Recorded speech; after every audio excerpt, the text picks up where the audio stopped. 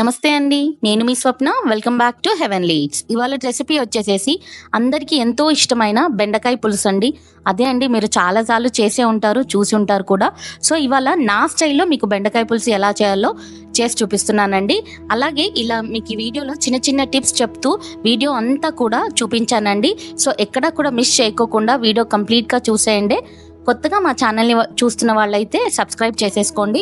అలాగే వీడియో చూసే ముందు ఈ వీడియో నచ్చితే కనుక ఒక చిన్న లైక్ చేసేయండి. సో ఎలా చేయాలో చూసేద్దామా. ముందుగా ఇక్కడ నేను బెండకాయలు 3 ఇంచెస్ చొప్పున పెద్దగా కట్ చేసేసుకొని పక్కన పెట్టుకున్నాను. ఇక్కడ లావటి బెండకాయలు తీసుకుంటే పులుసులోకి చాలా మంచి రుచి వస్తుందండి. అలాగే ఉల్లిపాయ ముక్కలు కూడా కచ్చపచ్చగా కట్ చేసేసుకొని చిన్న ముక్కల కింద క్రష్ చేసుకోవడానికి నేను చిన్న బ్లెండర్లో వేసుకుంటున్నానండి. చిన్న చిన్న ముక్కలుగా అయిపోతాయి కాబట్టి పంట కిందికి తగులుతూ ఉంటే పులుసులోకి చాలా రుచిగా ఉంటుంది.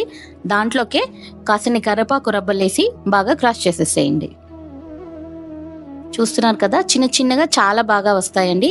పులుసులు ఎప్పుడు చేసుకున్నా మీరు కనుక ఇలా ఉల్లిపాయలు కనుక వేసుకుంటే చాలా బాగుంటుంది. ఇది పక్కన పెట్టేసుకొని కొంచెం మసాలా చేసేసుకుందామండి పులుసులోకి. అప్పటికప్పుడు దీంట్లోకి ఒక 2 చిన్న సైజు కొబ్బరి ముక్కలు, అలాగే దాల్చిన చెక్క, ఒక 2-3 స్పూన్ల ధనియాలు, పచ్చి ధనియాలు వేసేసుకోండి. వేసుకొని వీటిని మెత్తగా మిక్సీ పట్టేసుకొని పక్కన పెట్టుకోవాలండి. ఇలా అప్పటికప్పుడు మసాలా చేసుకొని వేసుకోవడం వల్ల పులుసు టేస్ట్ అనేది చాలా రుచిగా ఉంటుందండి.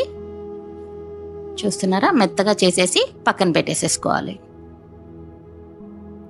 ఆ తర్వాత మీకు ఇంకొక చిన్న టిప్ ఏంటి అంటే, పులుసులోకి ఎప్పుడైనా కూడా వరిపిండి అంటే బియ్యపిండి కానీ శనగపిండి కానీ ఉంటే కనుక ఇలా నీళ్ళలో డైల్యూట్ చేసి పెట్టుకోండి. నేను ఇక్కడ శనగపిండిని బాగా లిక్విడ్ లాగా చేసేసుకొని పక్కన పెట్టుకుంటున్నాను. ఇది చాలా ఇంపార్టెంట్ టిప్ అండి.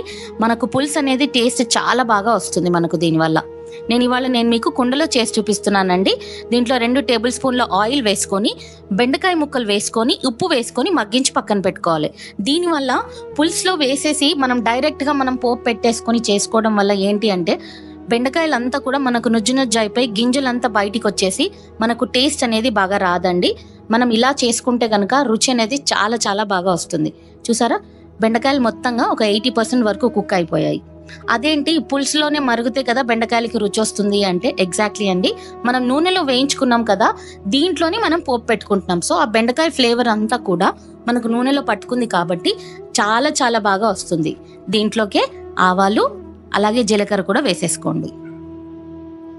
వేసుకున్న తర్వాత మనం ముందుగా తరిగి పెట్టుకున్నాం కదా ఉల్లిపాయ ముక్కలు, కరివేపాకు రెబ్బల్ది వేసేసుకొని ఒక 2-3 నిమిషాల పాటు సన్నని మంట పైన పెట్టి అలా వేయించుకోవాలండి.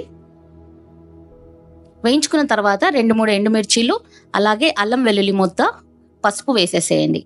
వేసేసి అల్లం వెల్లుల్లి ముద్ద బాగా వేగే వరకు సన్నని మంట పైన వేయించుకోండి. తర్వాత ఇందులోకి కొంచెం గరం మసాలా, అలాగే ధనియాల పొడి వేసేసేయండి. తర్వాత సరిపడా కారం, ఉప్పు కూడా వేసేసుకోండి. ఇప్పుడే